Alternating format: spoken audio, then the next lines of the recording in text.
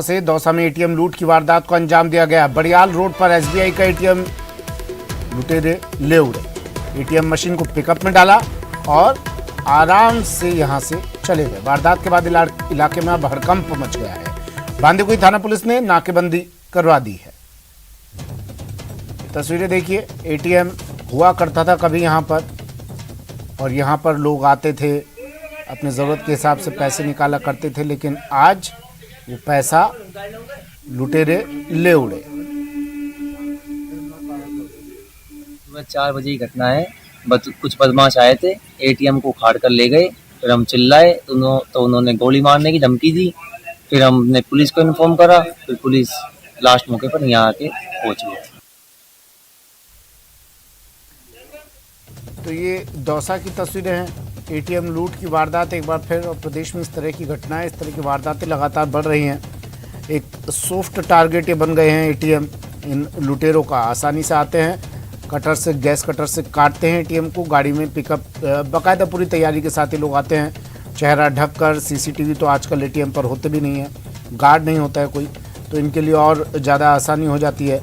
और इसके पीछे का एक कारण बैंक की तरफ से भी होता है कि इस एटीएम में जितना पैसा रखा रहता है उसका इंश्योर्ड होता है ये पूरा पैसा, तो इसलिए बैंक वाले भी ज़्यादा चिंता नहीं करते हैं, गार्ड वार्ड के पीछे इतना खर्चा नहीं करते हैं बैंक वाले। और यही वजह है कि एटीएम लूट की वारदातें लगातार बढ़ रही है, और अपराधियों को भी एक सॉफ्ट टारगेट मिल गया है, ज़रिया मिल गया है अपनी सोर्स ऑफ इनकम बढ़ाने का। इसलिए वो आते हैं, एटीएम लूटते हैं और निकल जाते हैं। फिर पुलिस पीछे से लकीर पीटती रहती है, नाकेबंदी करवाती रहती है। आशीष जुड़ गए मेरे सहयोगी दौसा से। आशीष, किस तरह इस वारदात को अंजाम दिया? आशीष, आवाज सुन पा रहे हैं आप मेरी? बिल्कुल सुन पा रहा हूँ। किस तरह से इस वारदात को अंजाम दिया? सीसीटीवी भी होते हैं और नियम तो ये कहता है कि एटीएम के बाहर सीसीटीवी भी होगा, गार्ड भी होगा। कहाँ था वो गार्ड, कहाँ था सीसीटीवी? बिल्कुल गंभीर बात यह है कि जो एसबीआई का एटीएम था और इस एटीएम पर यहाँ पर रात के समय गार्ड मौजूद नहीं था, और जो सीसीटीवी कैमरे थे उनको इन बदमाशों ने पहले सीसीटीवी कैमरे डैमेज किए हैं और उसके बाद में इस वारदात को अंजाम दिया है।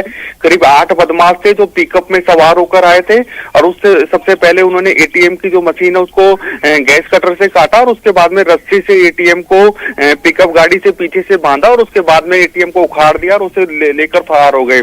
जैसे ही लोगों को इस तरह की आवाज सुनाई दी तो वो बाहर आए, चिल्लाने लगे, लेकिन बदमाशों के पास हथियार थे और उन्होंने फायरिंग कर गोली मारने की धमकी दी और जान से मारने की धमकी देकर मौके से फरार हो गए। जिसके बाद पुलिस को सूचना दी गई। पुलिस ने मौका मुआवना कर अब बदमाशों की तलाश शुरू कर दी है। बांदीकुई में पिछले वर्ष भी इसी तरह की घटना हुई थी जब कैनरा बैंक का एटीएम इसी तरह लूटा गया था, और अब फिर एसबीआई बैंक का एटीएम लूटा गया है।